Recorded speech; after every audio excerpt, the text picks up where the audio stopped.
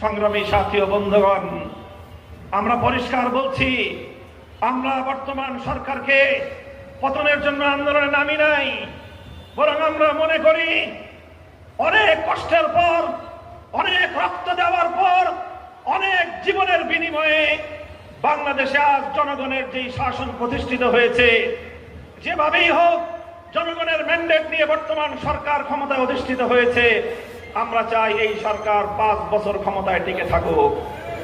আমরা নতুন করে বাংলাদেশে অস্থিতিশীলতা সৃষ্টি হোক, সেটা কোনোভাবেই চাই না। বাংলাদেশে আবার নতুন করে কোন আধিপত্যবাদী শক্তি অন্য দেশ থেকে বাংলাদেশের জনগণের ভাগ্য নির্ধারণ করে দেখে আমরা চাই না। আর এজন্যই সরকারের সাহসী প্রতিটি পদক্ষেপকে আমরা প্রশংসা করেছি, সমর্থন জানাচ্ছি। প্রয়োজনে সরকারের সহযোগিতায় রাজপথে আমরা মাঠে নামতেও প্রস্তুত রয়েছি।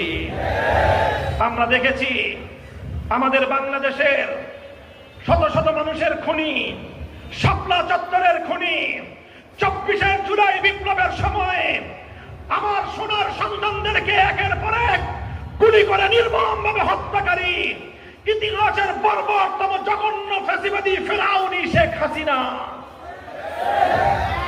যখন বাংলাদেশের আদালত কর্তৃক খুনি ঘোষিত হয়ে মৃত্যুদণ্ডের রায় যার বিরুদ্ধে ঘোষণা হয়েছে, যার বিরুদ্ধে আজকে মৃত্যুদণ্ডের পরোয়ানা ঝুলছে, আমার দেশের আদালতের দৃষ্টিতে এক খুনি আসামিকে অন্য আরেকটি দেশ পুত্রবধূর মতো আচরণ করছে, বধূর মতো তাকে আরামে আয়েশে রেখেছে। আমরা সেটা নিয়েও উচ্চবাচ্য করছিলাম না। সাম্প্রতিক আমরা দেখেছি তাকে বাংলাদেশের মধ্যে আবার নতুন করে রাজনৈতিক অস্থিতিশীলতা সৃষ্টি করবার জন্য দিল্লির ক্ষমতার পক্ষ থেকে নতুন করে আবার তাকে প্রশ্রয় দিয়ে বাংলাদেশের রাজনীতিতে প্রতিষ্ঠিত করার ষড়যন্ত্র শুরু হয়েছে। একটি দেশের পলাতক খুনি, একটি দেশের আদালতের মৃত্যুদণ্ডপ্রাপ্ত আসামিকে আরেকটি রাষ্ট্রের পক্ষ থেকে ওপেন রাজনৈতিক প্রোগ্রাম করার, প্রেস কনফারেন্স করার সুযোগ দেয়া হয়। এটি রাজনৈতিক এবং কূটনৈতিক শিষ্টাচারের চরম লঙ্ঘন বলে আমরা মনে করি। দিল্লির প্রতি আমাদের বার্তা হলো এই, আপনারা আপনাদের এই ভুল কূটনীতির পথ থেকে ফিরে আসুন। আপনারা বিগত ফ্যাসিবাদী 15 বছরের আমলে বাংলাদেশকে মূল্য দেন নাই, আপনারা বাংলাদেশের জনগণকে 2 পয়সার দাম দেন নাই। বাংলাদেশ এবং বাংলাদেশের জনগণকে উপেক্ষা করে আওয়ামী লীগ আর শেখ হাসিনার সাথে আপনারা সম্পর্ক গড়ে তুলেছেন। আমরা মাইন্ড করেছি, আমরা আমাদের প্রতিবেশী দেশ হিসেবে ভারতকে আমরা আহ্বান জানাতে চাই, প্রতিবেশী দেশ হিসেবে প্রতিবেশী দেশ সুলভ আচরণ করুন। আমার বাংলাদেশের স্বাধীনতা সার্বভৌমত্বকে সম্মান দেখান। আমার দেশের ফেরারি পলাতক খুনি আসামিকে আমার বাংলাদেশের আদালতের হাতে হস্তান্তর করুন। তা না করে আপনারা বাংলাদেশে অস্থিতিশীলতা সৃষ্টি করার জন্য আমার দেশের পলাতক খুনিকে দিয়ে প্রেস কনফারেন্স করাবেন, আর উপর দিয়ে আমার প্রধানমন্ত্রীকে আপনার দেশে আমন্ত্রণ জানাবেন। আমরা বাংলাদেশ সরকারের ভারতের প্রতি তাদের এই শিষ্টাচার বর্জিত আচরণের প্রতিবাদ জানানোর জন্য আমরা ধন্যবাদ জানাই। এবং আমরা বলি, প্রধানমন্ত্রী ভারত সফর নিয়ে যে শক্ত অবস্থান গ্রহণ করেছে, যতদিন পর্যন্ত ভারত তার ভুল কূটনীতি থেকে ফিরে না আসবে, ততক্ষণ পর্যন্ত স্বাধীন সার্বভৌম বাংলাদেশের আত্মমর্যাদা সম্পন্ন প্রধানমন্ত্রী দিল্লি সফর করতে পারে না। অনেক ত্যাগ কোরবানি, অনেক রক্তের নজরানা, অনেক জীবন দানের পর একটি ফ্যাসিবাদী আমলের দীর্ঘ অন্ধকার যুগ পেরিয়ে বাংলাদেশ আজ একটি নতুন সম্ভাবনার দ্বার প্রান্তে উপনীত। এই সময় আমরা চাই আমাদের দেশে 24 জুলাই বিপ্লব পরবর্তী যে রাজনৈতিক শক্তিগুলো রয়েছে, আমরা সকলে ঐক্যবদ্ধভাবে আগামীর বাংলাদেশকে আমরা গড়ে তুলতে চাই। আপনাদের অনেকের মনের মধ্যে প্রশ্ন জাগতে পারে যে একটি সরকার নির্বাচিত হয়ে ক্ষমতায় অধিষ্ঠিত হলো মাত্র 6 মাস। এই 6 মাস যেতে না যেতেই আমরা বিরোধী দলের পক্ষ থেকে এই সরকারের নানা বিষয়ে সমালোচনা করছি এবং নানা বিষয়ে আমরা বিরুদ্ধাচরণ করছি। এটা নিয়ে অনেক মানুষের মধ্যে প্রশ্ন থাকতে পারে, কৌতূহল থাকতে পারে।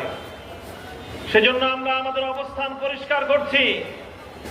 আমাদের চলমান এই সংগ্রাম, আমাদের চলমান এই আন্দোলন সরকার পতনের আন্দোলন নয়, বরং আমাদের চলমান এই আন্দোলন দেশব্যাপী বাংলাদেশ খেলাফত মজলিসের পক্ষ থেকে ঘোষিত এই সিরিজ নাগরিক সমাবেশের এই কর্মসূচির মূল লক্ষ্য এবং উদ্দেশ্য হল সরকারের কাছ থেকে জনগণের ন্যায্য দাবি আদায়ের আন্দোলন।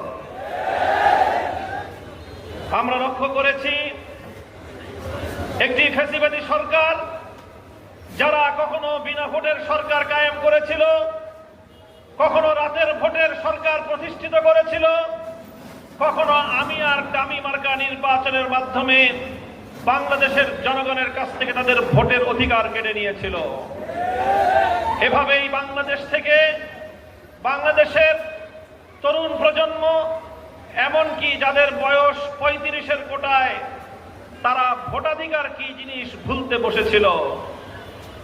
মানুষের কাছ থেকে তাদের ভোটাধিকার কেড়ে নিয়ে এই ফ্যাসিবাদী সরকার ক্ষান্ত হয়নি, গোটা বাংলাদেশটাকে একটা বদ্ধভূমিতে পরিণত করেছিল। বাংলাদেশের শত শত হাজার হাজার যুবকদেরকে গুম করে খুন করেছিল।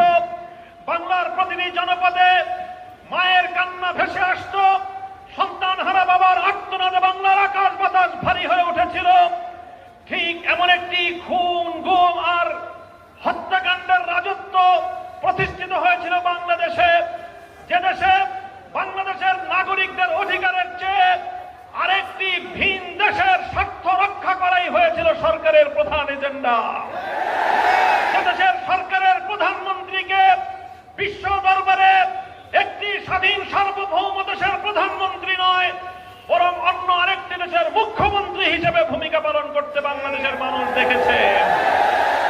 তখন দেশের মানুষ নিজেদের অধিকার আদায়ের জন্য, দেশটাকে আধিপত্যবাদী শক্তির হাত থেকে রক্ষা করার জন্য, বাংলাদেশের মানুষের দীর্ঘদিনের ভোটের অধিকার, সম্মান এবং মর্যাদা পুনরুদ্ধার করার জন্য বাংলাদেশের মানুষ একের পর এক সংগ্রাম করে গিয়েছে। এই সংগ্রামের ভিত তৈরি হয়েছিল 2013 সালের শাপলা চত্বরে। হেফাজতে ইসলাম বাংলাদেশের সিংহ শার্দুলেরা, নবী প্রেমিক তাওহীদি জনতা বুকের তাজা রক্ত দিয়ে ঢাকার রাজপথে শাপলা চত্বরে বিপ্লবের ভিত তারা তৈরি করেছিল। সেই বিপ্লবের ভিতের উপর দাঁড়িয়ে একের পর এক সংগ্রাম হয়েছে। 2014-15 সালে বিরোধী দলীয় আন্দোলন, 2021 সালে মোদী বিরোধী আন্দোলন, আর সর্বশেষ 2024 সালে ছাত্র জনতার বৈষম্য বিরোধী আন্দোলন।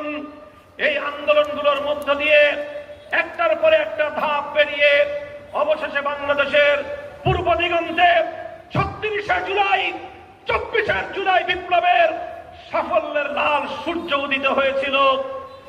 আমরা চ্যালেঞ্জ গ্রহণ করলাম, ঠিক আছে, আসুন গণভোটে। গণভোটের দাবি, বাস্তব গণভোটের দাবি মেনে নেওয়া হলো। বিএনপি একমত হলো। গণভোটের জন্য ব্যালট পেপার তৈরি করা হলো। সেই ব্যালটের মধ্যে বিএনপি যেই সকল পয়েন্টগুলোতে অন্যান্য রাজনৈতিক দলের সাথে দ্বিমত পোষণ করত, প্রতিটি পয়েন্টকে উল্লেখ করে 4টি প্রশ্নের মাধ্যমে জনগণের কাছ থেকে হ্যাঁ অথবা না ভোট চাওয়া হয়েছিল। আপনারা জানেন বাংলাদেশে বিগত 12ই ফেব্রুয়ারি যে নির্বাচন হয়েছে সেটি শুধুমাত্র সংসদ নির্বাচন ছিল না, সেটি ছিল একসাথে সংসদ নির্বাচন, সঙ্গে ছিল গণভোট, রেফারেন্ডামের নির্বাচন। সেই নির্বাচনে একই দিনে, একই নির্বাচন কমিশনের তফসিলে, একই সরকারের অধীনে 2টি আলাদা আলাদা ব্যালট পেপারে একই ভোট কেন্দ্রে গোটা বাংলাদেশ ব্যাপী ভোট হলো। একটা ভোটে সংসদ নির্বাচনে 50%-এর কিছু মানুষ, বেশি মানুষ ভোট দিল ধানের শীষ সহ বিএনপি এবং তার মিত্রদেরকে। তারা সংখ্যাগরিষ্ঠতা পেয়ে 2 শতাধিক অধিক আসন কেড়ে নিয়ে ইঞ্জিনিয়ারিং এর মাধ্যমে সুপরিকল্পিতভাবে 2/3 মেজরিটি তারা বেছে নিয়েছে। বিগত অন্তর্বর্তীকালীন সরকারের রেজওয়ানা চৌধুরীদের মতো ষড়যন্ত্রকারীরা ষড়যন্ত্র করে তারা 2/3 মেজরিটি বিএনপিকে দিয়েছে। আমরা দেশের স্বার্থে সব মেনে নিয়েছি। আমার আসন থেকে পরিকল্পিতভাবে পরাজিত করে আমাদেরকে সংসদে সত্য কথাগুলো উচ্চারণ করার পথ রুদ্ধ করে দেওয়া হয়েছে। আমরা মেনে নিয়েছি দেশের স্বার্থে, আমরা মেনে নিয়েছি জনগণের স্বার্থে। এরপরেও কথা থেকে যায়, তারা 50% ভোট পেয়ে সরকার গঠন করলো, অথচ প্রায় 70% মানুষ গণভোটে ব্যালটের পক্ষে ভোট প্রদান করলো।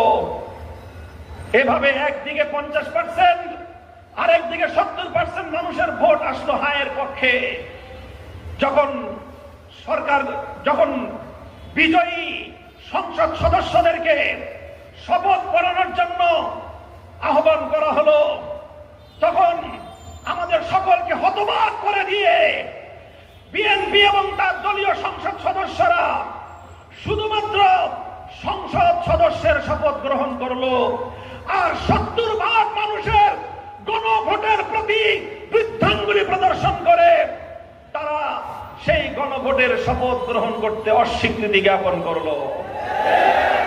আজ আমাদেরকে যারা প্রশ্ন করেন যে সরকারের 6 মাস গেল না, এখনই আপনারা সরকারের বিরুদ্ধে কথা বলছেন কেন, তাদের প্রতি বিনীতভাবে আমাদের আহ্বান একটাই থাকবে, আমরা এই সরকারের সমালোচনা করতে চাই নাই, আমরা সরকারের বিরুদ্ধাচরণ করতে এখনো প্রস্তুত নই, কিন্তু সরকার তো জন্মের প্রথম দিন থেকেই 70% মানুষের জনগণের ভোটের সঙ্গে গাদ্দারি করেছে।